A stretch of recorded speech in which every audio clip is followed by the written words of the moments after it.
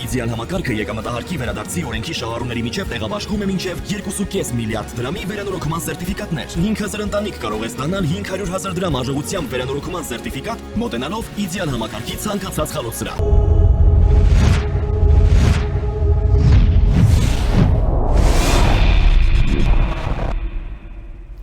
Բարև ձեզ։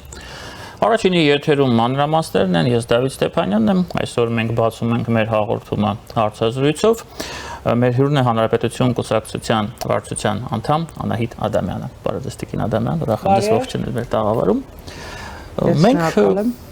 կարծես թե մեր ներքաղաքական դաշտում, ներքնապնակում հասունանում է նոր ինտրիգ, մենք վերջապես ունենք վարչապետի թեկնածու, այն գործընթացի, որը նախաձեռնել է ընդդիմության թևերից մեկը, հենց այդպես ընդդիմության թևերից մեկը խորհրդարանական, եւ դա Լուսավոր Հայաստան կուսակցության նախագահ Էդմոն Մարուքյանն է, համենայն դեպս երկու ազգային ժողովի պատգամավոր, ինչպես գիտեք Հովիկ Աղազարյանը եւ Հակոբ Ասլանյանը առաջարկել են նրան որպես վարչապետի թեկնածու։ Եվ պարոն Մարուքյանը, սա մեր վերջին նորությունն է լրահոսում, չհապաղելով դիմել է ուղիղ եթերով զանգել է Հայաստան խմբակցությանը եւ պատիվ ունեմ խմբակցությանը եւ առաջարկել է քննարկել impeachment-ի գործընթացը, Նիկոլ Փաշինյանի impeachment-ի գործընթացը եւ որքանով ես հասկանում եմ իր թեկնածությունը։ Սեյրան Օհանյանը Հայաստան Դաշինքի, այսպես ասեմ, գլխավորը որոշել է, որ դա իր Արդյոք գլխավորը։ Ես դրա համար ասացի այսպես ասեմ, որոշել է, որ դա իր որոշելիքը չի եւ առաջարկել է հետագայում քննարկել եւ խոսել, իսկ պարոն Հայկ Մամիջանյանը պատիվ ունեմից ընդհանրապես հեռախոսը չի վերցրել։ Բայց այնուամենայնիվ, այստեղ ամենակարևոր ինտրիգը հետեւյալն է, որ եթե Հայաստանը եւ պատիվ ունեմը միանում են հենց այսպես, այս հերթականությամբ Հովիկ Աղազարյանին եւ պարոն Հակոբ Ասլանյանին, նրանք ունենում են 36 ձայն, իսկ դա այն մանդատների քանակն է, որը անհրաժեշտ է, որպեսզի impeachment-ի օրակարգը, impeachment-ը մտնի օրակարգ ազգային ժողովի։ Խնդրեմ։ Ձեր նկատառումները։ Ես կարծում եմ, որ սա այն շարքից է եւ ժողովրդին մատուցում են զվարճանք, բայց ոչ հաց։ Եվ գուցե թե Էդմոն Մարուքյանը մնա հենց երկու պատգամավորի հույսի։ Եվ չդառնա խորհրդարանական ընդդիմության, այսպես ասած, միասնական թեկնածու։ Բոլոր դեպքերում հաշվի առնենք նաև, որ 34-36 թե ինչքան այդ ձայները չեն դառնալու այն թվով պահանջված ձայներ, որ անհրաժեշտ է գործող վարչապետի հրաժարականի հասնելու համար։ Հետևաբար ի սկզբանե այս ամբողջ նախաձեռնությունը հենց այդ զվարճանքի ժանրից էր։ Ամբողջ նախաձեռնությունը, որ սկսել է ոչ Էդմոն Մարուքյանն, այլ Վայ Աղազարյանը, սեփական անձի հիշեցման, սեփական քաղաքական կուրսի հիշեցման, հանրության ուշադրությունը բուն այսպես թեմաներից, կենսական թեմաներից շեղելու շարքից էր, որը որևէ ուշադրության իմ կարծիքով արժանի չի, եթե մենք օրակարգում դնում ենք Հայաստանի Հանրապետության կենսական խնդիրները։ Տեսեք, Տիկին Ադամյան, այստեղ կա եւս մեկ հարց։ Ես կարող եմ համաձայնվել ձեզ հետ, որ սա փորձ է շեղել, հա, կենսական լուրջ խնդիրներից, բայց այնուամենայնիվ ինձ մոտ տպավորություն է ստեղծվում, որ Հայաստան Դաշին եւ առաջի հերթին պատիվ ունենա հանրապետականը լավ աշխատում է մեծ հաշվով Ռոբերտ Քոչարյանի դեմ եւ փորձում է այս գործընթացով, այս կեղծ impeachment-ի գործընթացով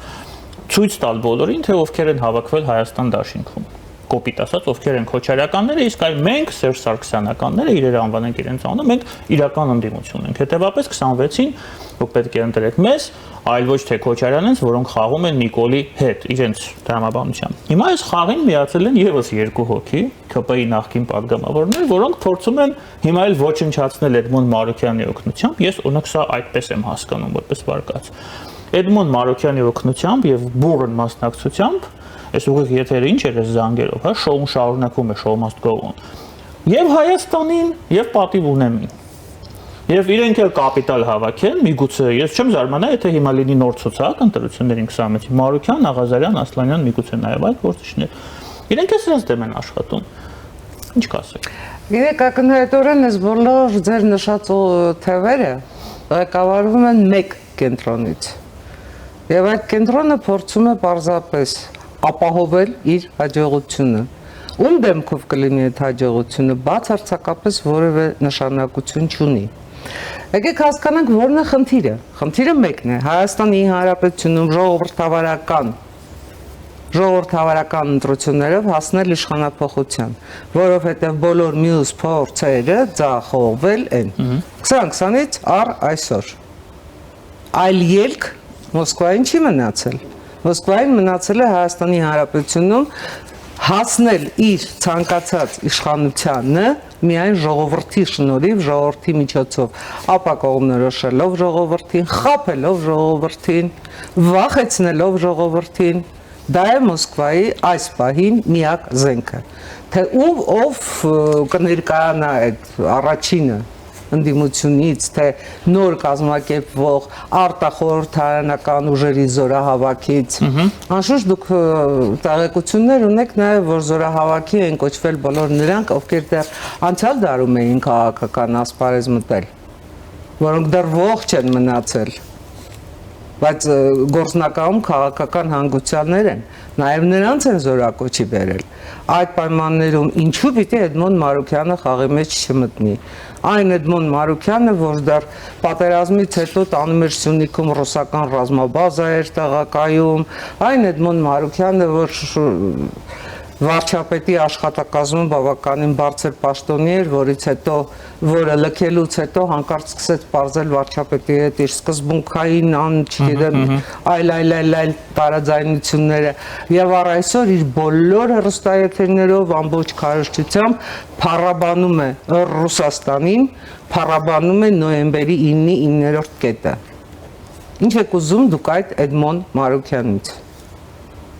Մնում է այնտեղ Մարուքյանը ազգանունը փոխի, ուրիշ, ինչ ասեմ, ուրիշ լուծում չկա։ Մայիսի 14-ին հերթական տհաճ միջադեպը տեղի ունեցավ ազգային ժողովում, նույնիսկ չեմ ուզում մանրամասնել, բայց փոխադարձ վիրավորանքներ, հայհոյանքներ, շատ սեռական բնույթի հայհոյանքներ եւ այլն հրմշտոց Եվ չգիտեմ, ինչպես ստացվեց, որ վերջնականապես ծեծի չի վերածվել այդ ամենը։ Հիմա Հայաստան դաշինքը Սեյրան Օհանյանի շուրթերով ասում է, որ նրանք չեն պատրաստում Լևոն Քոչարյանի նկատմամբ ինչ-որ սանկցիաներ կիրառել, հա, ֆրակցիայի ներսում եւ հասկանալի է պատճառը։ Ոնց Լևոն Քոչարյանին պատրաստվում են հերոսացնել, Լևոն Քոչարյանին պատրաստում են ապագա թեկնածու դարձնել վարչապետի, ինչ սանկցիաներ Լևոն Քոչարյանի նկատմամբ։ Ես հենց սա եմ ուզում ասել, ոչ միայն Լևոն Քոչարյանը, ինձ թվում է, որ ԿՊ-ի պահվածքն մեղմ ասած Եվ ԿՊ-ն նպաստում է հերոսացմանը։ Պրինցիպը սա է, ամբողջ ֆրակցիայով նպաստում է հերոսացմանը։ Դուրակ, սան դուրակ։ Հա, սա քաղաքական լեքսիկոն չէ եւ քաղաքական կատեգորիա չէ։ Հիմա ինձ մոտ հարց է առաջանում։ Այս մարդիկ վերջը քաղաքականությունից այդքան էլ հեռու մարդիկ չեն, չէ՞, չնայած եթե հայհոյանքներից չդատենք, էլի։ Դեռ իրենք այս ամենը չեն հասկանում, որ մարդկանց դա դուր չի գալիս, որ մեր հասարակությունը կարծես թե զզվել է այդպիսի դրսևորումներից, զզվել է հայհոյանքից։ Եվ ուզում է քաղաքական, որպեսզի քաղաքական ուժերը իրենց պահեն խորհրդարանում քաղաքական ուժերին հարիր ձևով եւ խորհրդարանը լինի այն ինչ պետք է լինի օրենսդրական մարմին, հա, որը օրենքներ է մշակում, բայց ոչ թե ինչ որ փողոցային, հա, կռիվների ինչ որ մի խոսքով այդպիսի վայր։ Իրենք դա հասկանում են, չէ՞։ Հիմա եթե հասկանում են, ինչի են իրենց այդպես պահում։ Այստեղ ինչ որ ինձ մոտ կոգնիտիվ դիսոնանս է առաջանում, ինձ թվում է, որ այստեղ կա եւս ինչ որ նպատակ եւ այս ամենը իրականում շատ վատ բեմականացված քաղաքական շոու է։ Ինչի համար են նրանք դա անում։ Գիտեք, օգտվելով ձեր հարցից փորձեմ մի քիչ այլ հարթության մեջ պատասխանել։ Հատկանշական է, որ ձեր նշած բուրն խորհրդարանական օրվան հաջորդեցին հայտարարություններ երկու թևերից էլ, որ իրենք հոգնել են, որ իրենք արդեն նույնիսկ զզվել են այդ կարգի միջադեպերից, բայց իրենք եթե չհակադարձեն, կստացվի, որ իրենք թույլ են։ Մեղը դա է, թույլ է։ Ես մի վարքյան ձեզ ընդհատեմ ու շարունակեմ։ Այո։ Իսկ հնարավոր չէ հակադարձել ցիվիլ քաղաքական մեթոդներով եւ լեքսիկոնով։ Ինչ թվում է հնարավոր է, դժվար բան չկա այդտեղ։ Իհարկե հնարավոր է, սկզբունքորեն ոչ միայն հնարավոր է, այլև անհրաժեշտ է, պարտադիր է։ Բայց կա այստեղ մեկ այլ ֆենոմեն, տեսեք, 20-20-ի պատերազմի արդյունքները մենք դեռ չենք հաղթահարել։ Մենք կարծես թե հասարակության մեջ չենք մարսել այդ եւ մեր մեջ մեր պարտության հանդեպ ենթագիտակցության մեջ առաջացել է ագրեսիայի կարիք, ագրեսիա, որով մենք ցույց կտանք, որ մենք հեչել թույլ չենք, մենք ուժեղ ենք, այ մեզ հայհոյեք, մենք ձեզ կհայհոյենք, մեզ խփեք, մենք ձեզ կխփենք։ Սա չհաղթահարված 20-20-ի պարտության չհաղթահարված սինդրոմն է։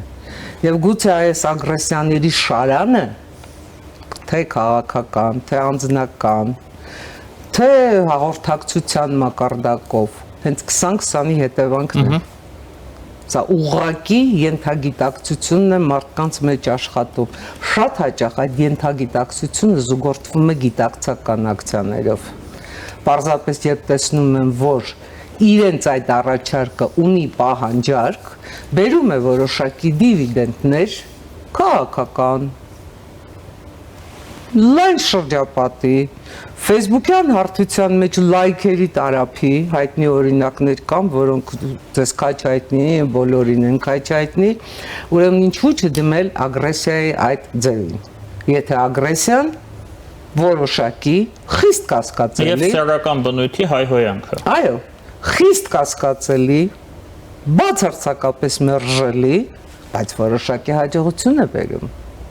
Այստեղ կա ենթագիտակցականի ու գիտակցականի բախում, որտեղ ես կարծում եմ, ի վերջո, պետք է հաղթի գիտակցականը, որովհետև ոչ հայհոյանքը, ոչ բռնությունը, ոչ քաղաքական խոսակցությունը կամ քաղաքական հարթությունը այդ հարթությունով փոխարինելը մեր պարտությունը հաղթանակ չի դարձնի։ Մենք դրանով հաղթում ենք ոչ թե թշնամուն, մենք դրանով հաղթում ենք ինքներս մեզ, այս սա պետք է հասկանալ մեղը, սա պետք է լինի։ Եթե մենք ուզում ենք 20-20-ի պարտությունը հնարավորինս արագ, հնարավորինս անկորուստ հաղթանակի վերածել, մենք այս շերտը, այս սինդրոմը, որ մեզ ճզմում է, որ մեզ դարձնում է գետնատարած, հնարավորինս արագ հաղթահարենք։ Սա է միակ բանալին, թե խորհրդարանում, թե խորհրդարանից դուրս, առավել ևս բոլորիս կյանքում։ Այստեղից եւս մեկ հարց է առաջանում ինձ մոտ, փորձենք հերթական անգամ դրամաբանել, եթե այդպես է, եթե այդ թվում նաեւ այդպիսի միջոցներով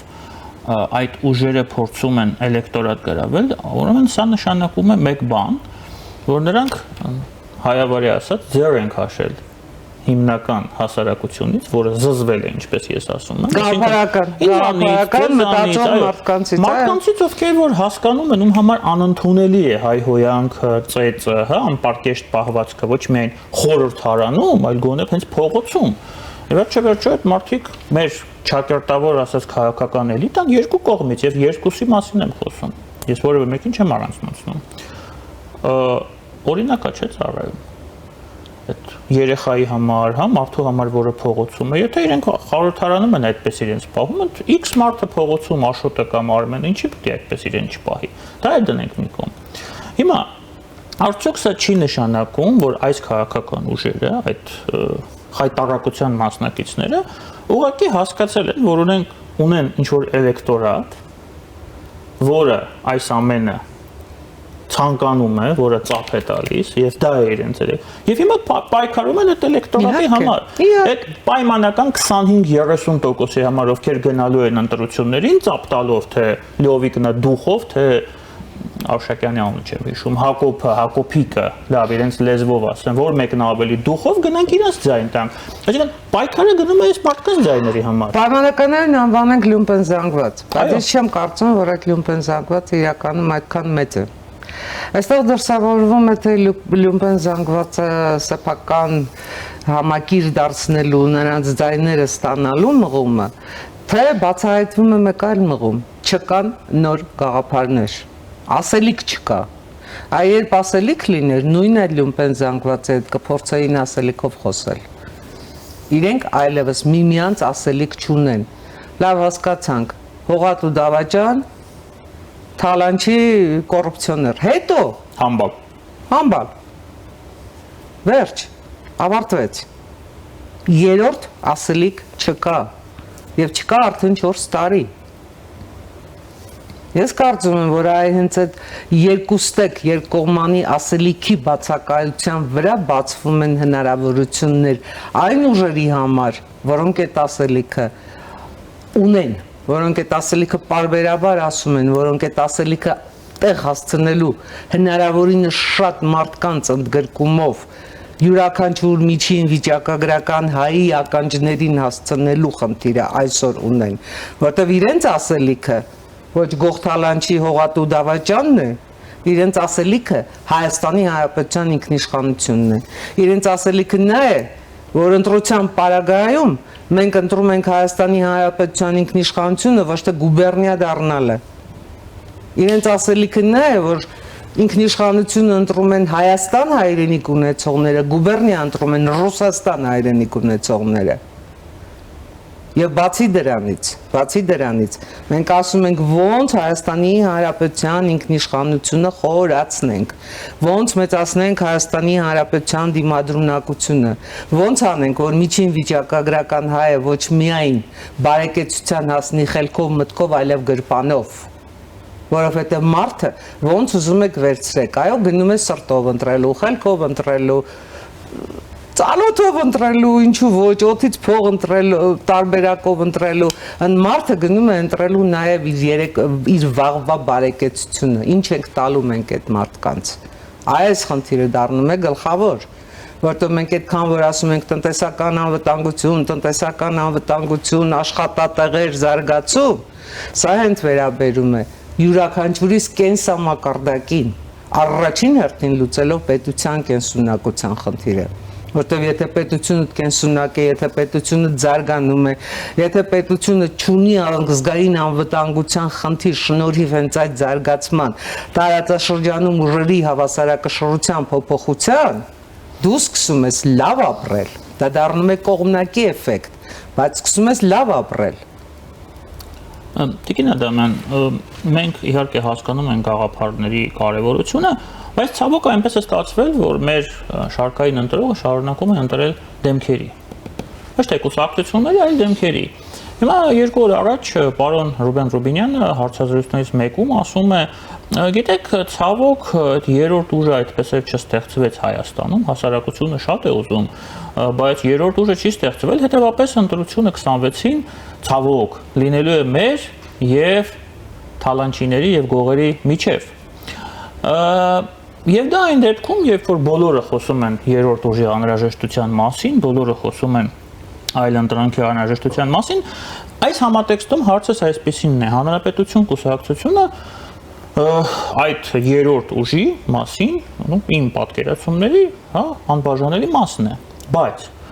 արդյոք հանրապետություն կուսակցությունը կարիք չունի, որպեսզի այդ երրորդ ուժը լինի ավելի մեծ, ավելի ներկայացված եւ եկող գալիք ընտրություններին հանրապետությունը ինչպես է պատկերացնում իր մասնակցությունը։ Շատ քիչ ժամանակ է մնացել քաղաքական, կատեգորիաներով եթե մտածենք, 1 տարի։ Հանրապետությունը միայնակ է գնալու, թե հանրապետությունը փորձելու է կոնսոլիդացնել իր շուրջ, միգուցե այդ երրորդ ուժը, ստեղծի այդ երրորդ ուժը, որովհետև մարդիկ, հասարակությունը, ընտրողները, այն մնացած մասը ակնկալում են երրորդ ուժ, ոչ թե պարլամենտում այդ ծեծ ու ջարդին հայհոյանքին ծափ տվողները, այլ մնացածը, առողջ մասը։ Երրորդ ուժը, ինչպես եք դուք պատկերացնում։ Ես ճիշտ ասած պարոն Ռուբինյանի հարցազրույց չեմ նայել, չեմ Պարոն Ռուբինյանը ստա երկրորդական է։ Եվ կարծում եմ, որ պարոն Ռուբինյանը ընդհանրապես հիմքեր չունի հերքելու այդ երրորդ ուժի առկայությունը, առավել ևս այն պարագայում, երբ այդ երրորդ ուժի եւ 60,000 Հայաստանի Հանրապետության քաղաքացու ստորագրությամբ խորհրդարանում օրենք ընդունվեց, որը միանշանակ արդեն միգուցե նա Գյումրի ընտրությունների արդյունքից է դա։ Օրենսդրական մակարդակով էր արձանագրում այդ երրորդ ուժի առկայությունը, եկեք սա հաշվից դուրս չգրենք, սա առաջին, երկրորդը։ Գիտեք, շատ Վաղուց թերևս, ամենայն դեպս, ինչ սկսվել է 20-25-ը, ակնհայտ է, որ արտաքին ուժերի դրդմամբ Հայաստանի Հանրապետությունում գնում է ընտրությունների ֆայլ ստարտ։ Սա արտաքին ուժի ներգործությունն է Հայաստանի քաղաքական դաշտի վրա։ Դաշտը բևեռացնելու, դաշտը մաքրելու, դաշտը ստերիլիզացնելու համար, որպեսզի X պահին ընտրությունների ժամանակ դաշտում մնան այո, իսկապես ձեր նշած ուժերը։ Եվ այդ պարագայում շատ հեշտ կլինի Գյումրիի տարբերակով իշխանության բերել սեփական նախընտրելի տեխնացուին, որի պաշտոնավարման պարագայում արդեն նշեցի Հայաստանը կես տարում վերածվելու է գուբերնիայի։ Սա է խնդիրը։ Ինչ է անելու Հանրապետություն կուսակցությունը։ Ես հավատացնում եմ ձեզ, որ մենք այդ ֆայլ ստարտին չենք տրվել եւ չենք տրվելու։ Մենք կարծում ենք, որ դաշինքների կգնանք, թե մենակ կգնանք ընտրությունների, թե ինչ կանենք, հիմա այդ մասին խոսելը շատ վաղ է։ Ինչու՞։ Որովհետեւ եթե դու հիմա հայտարարում ես թե քո մենակ գնալու, թե դաշինք կազմելու, թե այլնի մասին, դու ինքնաբերաբար դառնում ես թիրախ։ Նույն այդ ուժերի թիրախը։ Դու հիբրիդային պատերազմը վերցնում ես քեզ վրա։ Դուք արդեն դարձել եք թիրախ։ Մենք դարձել ենք թիրախ, բայց դա չի նշանակում։ Այդ մասին է խոսում։ Թիրախ եք։ Առավել եւս դուք հաստատում եք իմ ասածը։ Մենք դարձել ենք թիրախ։ Մենք թիրախում ենք, որովհետեւ մենք ուժեղ ենք։ Բայց մենք բացարձակապես չենք պատրաստվում հրապարակային խառագիրի գնալ։ Ես կարծում եմ, որ մենք ճիշտ կուրս ենք վերցրել։ Այդ կուրսը թելադրում է, որ ընտրություններից առաջ, դաշտի ուսումնասիրությունից հետո, իրավիճակի ուսումնասիրությունից հետո, անհրաժեշտության դեպքում մենք կարող ենք թե դաշինքով գնալ ընտրության, թե միայնակ գնալ ընտրության։ Այդտեղ խնդիրը հիմա դնել եւ լուծում այդ խնդրին տալ բացարձակապես քաղաքական տեխնոլոգիաներին դեմ է։ Մենք չենք գնալու մեզ թուլացնելու կամ հիմա մեզ ուժեղացնելու պատրանքների հետևից։ Մենք ելակետ ընտրում ենք իրականությունը, ոչ թե հնարավոր զարգացումների, հնարավոր տարբերակների եւ այլն։ Կտեսնենք որն է շատ ավելի նպատակահարմար, որպեսզի Հայաստանի Հանրապետությունը պահպանի իր ինքնիշխանությունը, որպեսզի Հայաստանի Հանրապետությունը պահպանի իր դիմադրունակությունը, որպեսզի Կրեմլի ուժերը Հայաստանի Հանրապետությունում իշխանության որևէ պարագայում չգան։ Այդ դա է մեր ելակետը։ Այդ ելակետով ենք մենք որոշում կայացնելու։ Շատ լավ, անդրադառնանք նաև մի փոքր արտաքին քաղաքականությանը։ Տիրանայում անցկացվող եվրոպական քաղաքական համայնքի 6-րդ գագաթնաժողովի շրջանակներում տեղի ունեցել Հայաստանի վարչապետ Նիկոլ Փաշինյանի եւ Իլհամ Ալիևի հանդիպումը։ Սկզբից մենք տեսանք կադրեր, հա, ինչպես են նրանք զրուցում, բայց պարզ չէր ինչի մասին են զրուցում։ Հիմա մեր կառավարությունը հրապարակել է մի տեքստ, որտեղ նշվում է հետևյալը. Երկուստը կարևորվել է Հայաստան-Ադրբեջան խաղաղության համաձայնագրի տեքստի համաձայնեցումը, կողմերը քննարկել են ընթացիկ վիճակը եւ կարևորել ստորագրման ուղղությամբ գործընթացի շարունակականությունը։ Հանձնում է։ Ինչպես ասել, ամեն ինչ չասելով ոչինչ տարբերակով։ Թե մարդիկ հիմա ես վստահ եմ տալու են ինչ-որ կոմենտներ, ասելու են, որ հանձնում է։ Ինչը։ Չգիտեմ, կարևոր չի, հանձնում է։ Ես ամենայն դեպս շատ կզարմանայի, թե բացատրեի ինչն է հանձնում։ Գիտեք, որ Նիկոլ Փաշինյանը անընդհատ հանձնում է որոշ մարդկանց մտայնության մեջ։ Եկեք զուգահեռ տանենք, հա։ Հայաստանի Հանրապետության վարչապետի եւ Ուկրաինայի նախագահի միջև։ Չի հանձնում, ինչ ասում են, չի համաձայնում։ Մինչև որոշակի պահը։ Եվ ինչ տարբերություն։ Նիկոլ Փաշինյանը ասում էր այո, Զելենսկին ասում էր ոչ։ Ռուսաստանը եկավ բանակցելու։ Ռուս-ուկրաինական համաձայնության համաձայնագիր կնքելու որևէ նախադրյալ առ այսօր ձևավորված է։ Բացարձակապես ոչ, որովհետև Ռուսաստանի Դաշնությանը պետք չի խաղաղություն։ Բացարձակապես պետք չի Պուտինին խաղաղություն։ Դա չի բխում Պուտինի շահերից։ Բազում պատճառներով ինձնից 1000 անգամ ավելի լավ գիտեք։ Ալիևի ինչին է պետք խաղաղություն։ Պետք չի։ Ընդհանրապես պետք չի։ Այս պարագայում թե Ռուսաստանի Դաշնության նախագահը, թե Ադրբեջանի նախագահը զուգահեռ հարթությունների մեջ են գտնվում։ Նրանց պետք չի խաղաղություն։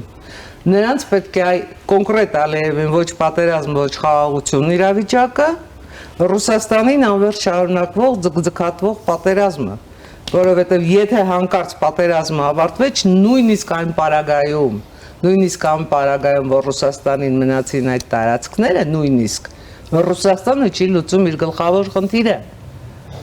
Ռուսաստանին չի հետաքրքրում անգամ դեպի ծով Օդեսան, որ պատերազմի գլխավոր նպատակներից մեկն էլ Օդեսան վերցնելն էր։ Նրան չեն հետաքրքրում լոգիստիկ խնդիրները, նրան չեն հետաքրքրում Ուկրաինայի վիթխարի հարստությունները, մասնավորապես պարենային անվտանգության տեսակետից ելնելով։ Ռուսաստանի Դաշնության նախագահին հետաքրքրում միայն մեկ հարց՝ Ուկրաինայում ունենալ իր բացկան, Ուկրաինայում ունենալ նախագահ, որը ենթարկվում է իրեն, այսինքն ոչնչացնել Ուկրաինայի ինքնիշխանությունը, դենացիֆիկացիան, չգիտեմ ինչիֆիկացիան, այդ ամեն ինչը սուտ է, քարոզչական տարբերակներ, քարոզչական հնարքներ։ Խոսքը Ուկրաինայի տարածքները չեն, Ուկրաինայի անկախությունն է։ Եվ այդ կտրվածքով ես համարձակվում եմ հայտարարել, որ Ուկրաինան ի սկզբանե հաղթել է, եւ Ռուսաստանը պարտվել է, որտեղ Ռուսաստանը իր որևէ խնդիր չի լուծել։ ՆԱՏՕ-ն շատ ավելի մոտեցել է Ռուսաստանի սահմանին։ Ռուսաստանը 3 օրում, 3 ամսում, անգամ 3 տարում Կիևը չի մտել։ Եվ Ուկրաինան մնում է ինքնիշխան պետություն։ Այսա Զելենսկու հաղթանակն է։ Սա ժողովրդավար ուժերի հաղթանակն է։ Բազում զոհերի, կորուստների շատ ծանր գնով։ Բայց նրանք հաղթել են։ Այստեղ, երբ զուգահեռում ենք Հայաստանին, մեր դեպքում, էլի մենք հաղթել ենք, հակառակ պատերազմում պարտվելուն։ Մենք հաղթել ենք, որտեղ Հայաստանի Հանրապետությունը որպես ինքնիշխան պետություն դեռ կա։ Ռուսաստանը փորձեց ոչինչի չհասավ, Ադրբեջանը փորձեց ոչինչի չհասավ, մենք դեռ կանք։ Այո, եւ սա փաստ է։ Եվ սա փաստ է, եւ սա այն փաստն է, որը մենք պետք է դարձնենք հիմնական կառուցելու մեր ամրապնդումը, կառուցելու մեր հզորացումը։ Սա այն փաստն է, որից ելնելով մենք կարող ենք մեր կորուստները վերականգնել։ Իրական ինքնիշխանությունը կառուցենք, իրական անկախությունը։ Այո, որը հիմնված է, ես կրկնում եմ, տնտեսական անվտանգության վրա, ռազմական անվտանգությունը համալիր է։ Մենք չենք կարող ասել, որ մենք բերեցինք զենքեր այս ու այն երկրներից,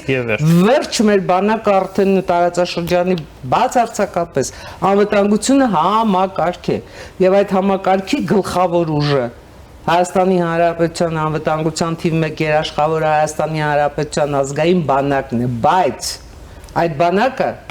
պետք է ունենա աջակից թե մեր արտաքին քաղաքականությունը, որտեղ մենք այնքան էլ անկախ չենք եւ այնքան էլ Հայաստանի Հանրապետության ինքնիշխանություն չենք ամրապնդում, պետք է ունենա Հայաստանի Հանրապետության կրթական համակարգը, ժողովրդագրական անվտանգությունը։ Ինչ ենք անում մենք ժողովրդագրական անվտանգությունը ապահովելու համար։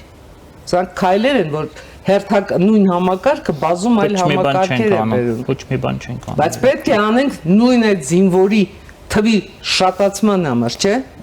Ես ասեմ հնդհակառակը ամեն ինչ արվում է, որպեսզի մարդկանց արտահոսքը Հայաստանից գնալով ավելանա, բայց կա եւս երկու հարց, որ ես կուզեի դες հետ քննարկել մեր սեղ ժամանակահատվածում։ Դուք նշեցիք, որ Ալիևը եւ Պուտինը չեն ցանկանում խաղաղության հասնել, տարբեր ֆրոնտերում, տարբեր ռազմաճակատներում, իսկ այ Թուրքիայի նախագահ Էրդողանը կարծես թե ձգտում է, որպեսզի Հայաստանի եւ Ադրբեջանի միջև լինի խաղաղություն, համենայն դեպս ցուցիչներ կան այդ ուղղությամբ, եւ այսօր Տիրանը նաեւ եղել է կարճատև հանդիպում Ռեջեփ Էրդողանի եւ Նիկոլ Փաշինյանի միջև, պարզ չի ինչի մասին են իհարկե խոսել, բայց խոսել են, հետո նրանց միացավ Ալիևը։ Դա էլ է հատկանշական, եւ դա եղել է Ալիև-Փաշինյան հանդիպումից հետո։ Փորձենք ինչ-որ բարկացնել առաջ քաշել Էրդողանի դերակատարումը Ալիևի եւ Փաշինյանի միջև, ինչպիսին կարող է լինել։ Ես կարծում եմ, որ այստեղ շատ աներևույթ ներկաներ էլ կան այդ հանդիպմանը։ Որովհետև եթե հիշենք Ամերիկայի Միացյալ Նահանգների հնչած բազում հայտարարությունները եւ այդ հայտարարություններից հետո Թուրքիայից հնչած բազում հայտարարությունները թե Էրդողանի, թե Ֆիդանի մակարդակով, որ իրենք կողմ են տարածաշրջանում խաղաղության համաձայնագրի օր առաջ կնքմանը, արդեն քիչ-քիչ պարզ կարող է դառնալ, թե Թուրքիան ինչ կարող է ասել Ալիևին եւ Թուրքիան ինչ կարող է ասել Նիկոլ Փաշինյանին։ Այն պարագայում, երբ Նիկոլ Փաշինյանը գործնականում նախապայմաններ չի դնում, նախապայմաններ դնում է Իլհամ Ալիևը։ Եվ Թուրքիան այնուամենայնիվ արդար լինենք, այդ նախապայմանները եթե չի ընդունում, ուրեմն հայ-թուրքական հարաբերությունները արդեն պիտի հաստատված լինեին։ Հայաստան-Թուրքիա սահմանը արդեն պիտի բացված լիներ։ Երեք այստեղ գնում է համաշխարհային մեծ առևտուր, շատ մեծ առևտուր։ Թուրքիան շատ հանգիստ կարող է նայել Էրդողանը, շատ հանգիստ կարող է նայել Իլհամի աչքերին ու ասել եղբայրս, դու այս հարցում ճիշտ չես։ Ես գնում եմ այս ճանապարհով, որտեղ սա բխում է իմ շահից, Իլհամ է տեղ ասելու, պատասխանելու ոչինչ չի ունենալու։ Եկեք հիշենք նաև, թե ինչ նախորդեց այս Տիրանայի հանդիպմանը, թե ինչ ասեմ, շախմատային վարպետության դասընթաց իրականացրեց Դոնալդ Տրամպը։ Սաուդյան Արաբիա բերելով Սիրիայի գործող նախագահին, գործնականում Սիրիան վերցնելով Թուրքիայի ձեռքից եւ տեսակապով այդ գործընթացին միացնելով նաեւ Էրդողանին։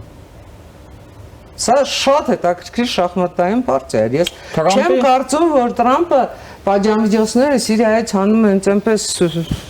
բարսկեն քայլ անելով, էլի։ Բնականաբար որոշակի նախապայմաններ Տրամպը դրել է։ Ընդհանրապես պետք է սա ընդունենք, Տրամպի այս այցը Մերձավոր Արևելք շատ հաջողված այց է։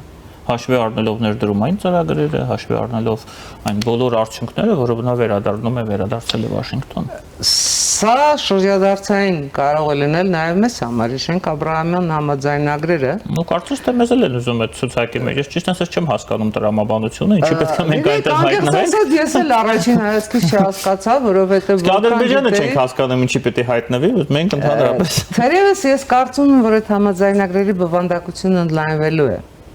Տեսեք, այդ համաձայնագրերը զուտ նվիրված են Իսրայելի եւ արաբական աշխարհի ամենահրապարակային մասը, Իսրայելի եւ արաբական աշխարհի փոխհարաբերությունները։ Ոչ Ադրբեջանը, ոչ Հայաստանը Իսրայելի հետ խնդիրներ չունեն, որպեսզի այդ համաձայնագրերով այդ խնդիրները փորձեն հարթեցնել։ Ավելևս Ադրբեջանը Իսրայելի հետ որևէ խնդիր չունի։ Արաբական աշխարհի հետ ինչ որ խնդիրներ կան, բայց դրանք այն խնդիրները չեն, որ ասենք Տրամպի մակարդակով լուծվել։ Ես կարծում եմ, որ այդ համաձայնագիրը պարզապես ընդլայնվելու է։ Եվ ես այդ եզրակացությունը գալիս եմ Աբրահամյան անունից։ Ով էր Աբրահամը։ 3 կրոնների հիմնադիր, որոնց մեկը քրիստոնեությունն է։ Սիմվոլիզմ կա այստեղ։ Սիմվոլիզմը այստեղ շատ մեծ է։ Աբրահամյան համաձայնագրերում ունեն քրիստոնյաները։ Չկա։ Ոնց ուզում եք վերցրեք։ Իսրայելը հուդայական է, մյուսները մուսուլման են, ունեն քրիստոնյաները։ Ես կարծում եմ, որ մենք կարող ենք այս քրիստոնյաները կհայտնվեն։ Մենք կարող ենք կարճել այս համաձայնագրից եւ մեզ համար կենսական խնդիրներ լուծել, թե արաբական աշխարհի հետ, թե մեր կոնկրետ հարևանների հետ։ Առավել եւս, որ այս համաձայնագրի, ասեմ, նախակարապետը Ամերիկայի Միացյալ Նահանգներն է։ Այստեղ մենք լիքը աշխատանք ունենք անելու եւ այո, ես կարծում եմ, որ Հայաստանի Հանրապետության արտաքին գործերի նախարարության հայտարարությունը առ այն, որ մենք համագործակցում ենք Ամերիկայի Միացյալ Նահանգների հետ տարբեր ուղղություններով, ինչ որ հույսեր ներշնչում է առանց փակագծեր բացելու։ Եվ երևի թե վերջի հարցը մեր այս հետաքրքիր զրույցի ընթացքում, Տիկին Ադամյան, ես չէի կարող այդ հարցը ձեզ չտալ, Պարոն Կոպյոկինն է հիշեցրել իր մասին Ռուսաստանի դեսպանը Հայաստանում եւ միացել է այն հարձակման ալիքին, որոնք բոլոր պրոռուսական ուժերը Հայաստանում սկսել են գնդապետ Արծրուն Հովհաննիսյանի դեմ եւ բաց նամակ է գրել Սուրեն Պապիկյանին, պաշտպանության մեր նախարարին, որտեղ շնորհավորել է նրան հայրենական մեծ պատերազմին։ Չգիտեմ, որոշել է այսօր դա անել, չգիտեմ ինչու։ Եվ նշել է, որ փաստորեն պարոն Արծրուն Հովհաննիսյանը պատմական սուտ փաստարկները ներկայացրել եւ այդ փաստարկները փաստացի արդարացվել են երկրի գլխավոր հերոստալիքի կողմից։ Սա առաջացրել է պարոն Կոպյուրկինի արդարացի վրդովմունքը։ Ես ընդհանրապես առաջինը ուզում եմ հասկանալ ձեր կարծիքը հարցնել, եթե մենք փորձենք խոսել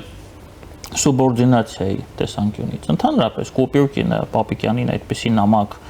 հղելու, ուղարկելու իրավունք ունի։ Սկսենք այդտեղից։ Գիտեք, Ռուսաստանի Դաշնության Հայաստանի Հանրապետությունում գործող դեսպանը առաջնորդվում է երկրի կարծրատիպերով, բաց նամակների մոդան։ Խնդիր ունեք, դեմեք պաշտպանության նախարարին, չէ, հրապարակային բաց նամակ գրում։ Դե պարզ է, որ սա պրոպագանդիստական հնարք է։ Ես հասկանում եմ, որ սա հիբրիդային Ես պատերազմի ամբողջը չեմ ուզում կարդամ, բայց սա մաքուր պրոպագանդա է։ ամբողջը մառազմ է, ես կարդացել եմ, ժամանակս վատնել եմ, կարդացել եմ եւ շատ հետաքրքիր նաեւ մանրամասներ եմ գտել։ Առայն որ Կոպյուրկինը ցավակցում ու Սուրեն Պապիկյանին նշում էր, որ հազարավոր մարդիկ այդ օրը եկան եւ պատերազմի 600,000 հայ զոհերի հիշատակը հարգեցին։ Արդեն Այսինքն Կոպյուրկինը չի հասկանում, հա, որոնցից 300,000-ը չվերադարձան պատերազմից։ Այսինքն Կոպյուրկինը չի հասկանում, որ 300,000-ը չվերադարձան պատերազմից, 300,000-ը բնականաբար այս տարիների ընթացքում կարող էին կյանքից հեռանալ, բայց կանվող չերը։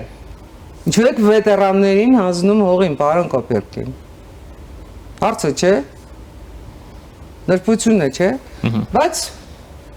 թողենք դա պարոն Կոպյուրկինի խղճին։ Ես կարծում եմ, որ Սուրեն Պապիկյանը ընդհանրապես պարոն Կոպյուրկինի նամակին չպիտի պատասխանի։ Պարոն Կոպյուրկինի նամակին պետք է արձագանքի Հայաստանի Հանրապետության արտաքին գործերի նախարարությունը նոտա հղելով Ռուսաստանի Դաշնությանը առայն որ իր դեսպանը անկախ երկրում միջամտում է այդ անկախ երկրի ներքին գործերին։ Եվ վերջ։ Եվ Կոպյուրկինը կանչվի ագն, չէ՞։ Միանշանակ, մեխանիկորեն արվող գործընթացներ են։ Իսկ թե ինչու է Կոպյուրկինը հանկարծ որոշել, որ Հայաստանի Հանրապետության վարչապետի տեղակալն է,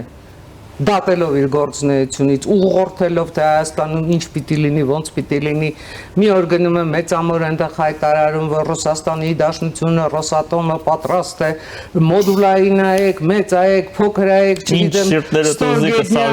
վերգետնյա այեք, ուզում եք տիեզերքում դնում ենք, ուզում եք երկրի վրա, ուզում եք մենակ թե մեր այեք հետո։ Գիտեք, չէ, ակոյուն միջև հիմա չեն ավարտել։ Իհարկե չեն էլ կարող ավարտել։ Առանց ֆրանսիացիների եւ գերմանացիների չեն կարող ավարտել։ Ես զարմանում եմ այն, ասենք այն հայերի վրա, որոնք կանգնում են պարոն Կոպյուրկինի կողքին եւ գուցե թե պատշաճությունից ելնելով թե ինչից քննարկում են այն հարցը, որ ռուսականը Ռոսատոմ այստեղ կարող է նոր այեք կառուցել։ Լսեք, ինչպես, մինչև դարավերջ կառուցելու եք։ Բայց այս ամենում եւս մի բան այն շատ հետաքրքիր, Կոպյուրկինին հանգիստ թողնենք։ Ընդհանրապես այս ալիքը հակա Արծրուն Հովհաննիսյանական ալիքը Հայաստանում, Հայաստանի ներսում ինչն է պատճառը, ինչու են այդպես վրդովվել։ Այստեղ ինչ որ խնդիր կա, լուրջ խնդիր։ Ես կարծում եմ, որ այստեղ Ինչին է դիպչել, որ ցավոտ կետին է դիպչել պարոն Հովհաննիսյանը։ Այլ մենք 2020-ի չհաղթահարված սինդրոմի մեջ ենք հայտնվում, որի մասին հաղորդման սկզբում նշեցի։ Էլի, որովհետև պատերազմի դեմքը այդ պահին հեռուստադիտողի համար Արծրուն Հովհաննիսյանն էր։ Եթե մենք հաղթեինք, Արծրուն Հովհաննիսյանը դառնալու էր մեր անդրանիկը։ Բայց մենք պարտվեցինք եւ մեղավորը մեղքը Արծրուն Հովհաննիսյանն է։ Ինչ ուզում եք ասել։ Այն դեպքում, երբ որ Արծրուն Հովհաննիսյանը ուղղակի իր պարտքն է կատարել։ Իր պարտքը։ Այո։ Արծրուն Հովհաննիսյանի փոխարեն կարող էիք լինել դուք։ Ես նույն բանն եմ ասում։ Այո, թե։ Ես դա հայտարարում եմ այս մեր ուղիղ եթերում, ես նույն բանն եմ անելու, ինչ պարոն Հովհաննիսյանը։ Այո։ Որովհետև դա իմ պարտքը կլինի։ Այո, բայց դա չի ներվում, որտեղ պարտվել ենք։ Այստեղ էլի գործ ունենք ենթագիտակցության հետ։ Իսկ ընդհանուր առմամբ այս վերջերս հակա արծրունական շարժման պատճառը ընդամենը մեկն է, որտեղ Արծրուն Հովհաննիսյանը ճիշտ է։ Որտեղ Արծրուն Հովհաննիսյանն ասում է ճշմարտությունը, այն ճշմարտությունը, որին զոհ են գնացել, որին շատ-շատերը պատերազմ գնացածներից պատերազմի դաշտում զոհ են գնացել։ Այն ճշմարտությունը որը Ռուսաստանը ինչու էր հիշում եք հայտարարում էր, չէ, Լևիտանը, ուխտադրուժ, լսեք, եթե այդ ուխտը չկար, ի՞նչն էիք դրժել։ Գոնե ձեր հայտարարությունները իմ կընդունեք։ Եթե դուք չէիք գնացել եւ Մյունխենյան համաձայնագիր չէիք կնքել Գերմանիայի հետ։ Եվրոպայի բաժանման ու ԽՍՀՄ գերմանական, չասենք ռուս-գերմանական, ԽՍՀՄ գերմանական ծրագիր եթե չկար։ Հիմա Արծրուն Հովհաննիսյանը սուտ է ասում, որ բացի հայրենական պատերազմը եղել է երկրորդ համաշխարհային պատերազմ։ Սա սուտ է։ Եթե սա սուտ է, կախեք բոլորին, ովքեր այդ սուտը ասում են, չէ, Արծրունին մեղադրում։ Կամ Արծրուն Հովհաննիսյանը, չգիտեմ, ասենք Արծրուն Հովհաննիսյանը չի ասում, ասենք մենք ենք ասում։ Սուտ է, որ 46 թվականին հայրենադարձներին ուղարկել են Սիբիր։ Ինչու՞։ Որևէ մեկը դրա համար պատասխան պիտի տա։ Հարցը չէ։ Կամ այդ ոնց եղավ, որ հայրենական մեծ պատերազմում Անդրկովկասյան 3 հանրապետություններից ամենաշատ մասնակցություն ունեցան հայերը։ Որոնք թվով ամենակիչն էին։ Իդեպ Ադրբեջանը հայերին էին ավելի շատ տանում եւ Ղարաբաղից կանց, քան հենց ադրբեջանցիները։ Եվ վերջապես վերադառնանք մեր օրերը։ Պարոն Կոպիրկինը, ինչու չի վրթովվում իբրև Հայաստանի Հանրապետությունում գործող դեսպան, առ այն փաստը, որ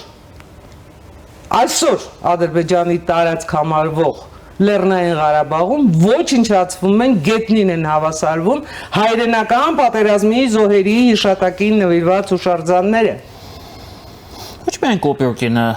Մաշա Զախարովանը չի վրթովվում։ Տիկին Զախարովանը ընդհանրապես չի կարող վրթովվել։ Տիկին Զախարովան անպարագիծ սիրով սիրում է ադրբեջանական ամեն ինչ։ Կամ եւս մեկ դրսևորում։ Այդ ոնց է պատահում, որ Ռուսաստանի Դաշնության ռուս ուղղափառ եկեղեցու պատրիարքը արդարացնում է պատերազմը։ Պատրիարքը Կիրիլը արդարացնում է պատերազմը։ Եվ ոչ միայն արդարացնում է պատերազմը, այլև իր ոտքով գնում է Բաքու, որպեսզի Ադրբեջանի փոխնախագահին հանձնի Սուրբ Օլգայի շքանշան։ Իրականում գնացել է Բաքու, որպեսզի Ալիևը գա Մոսկվա մայիսին, իսկ Ալիևը թքել է իրեն ծերեսին եւ չի գնացել։ Ես ճիշտ է արել։ Լավ է արել, լավ չի արել, դա հարցի մի կողմն է։ Ես օրինակ ուզում եմ մնալ Պատրիարք Կիրիլին։ Չի մտահոգել որևէ մեկ ակնթարթ, չի մտահոգել Ադրբեջանի այս պահին, Ադրբեջանի տարածքում ոչնչացվող քրիստոնեական պատմամշակութային արժեքները։ Թե Պատրիարք Կիրիլը իր ձեռքով է այդ ոչնչացումը օրինականացնում, ավղանացնում։ Բարդուղիմեոս Սուրբ Բարդուղիմեոսին Ադրբեջանում այսպես հուղարկավորում եւ այլն ռուս ուղղափառ եկեղեցու ներկայացուցիչների ձեռամբ։ Գիտեք, երբ մենք ասում ենք հիբրիդային պատերազմ, մենք չենք հասկանում կամ չենք պատկերացնում այդ հիբրիդային պատերազմի մասշտաբները, հիբրիդային պատերազմի նպատակները եւ հիբրիդային պատերազմի դրսևորումները։ Այս բոլորը հիբրիդային պատերազմի դրսևորումներ են։ Սա Ռուսաստանի լայնամասշտաբ հարձակումն է Հայաստանի Հանրապետության վրա մեկ գեր նպատակով։ Ինքնիշխանության ոչնչացում։ Շնորհակալություն Տիկին Ադամյան։ Ես եմ ձեզ շնորհակալ։ Մեր հյուրն էր Հանրապետություն կուսակցության քաղխորհրդի անդամ Անահիտ Ադամյանը։ Քիչ անց կվերադառնանք տաղավար եւ կշարունակենք մեր աշխատանքը։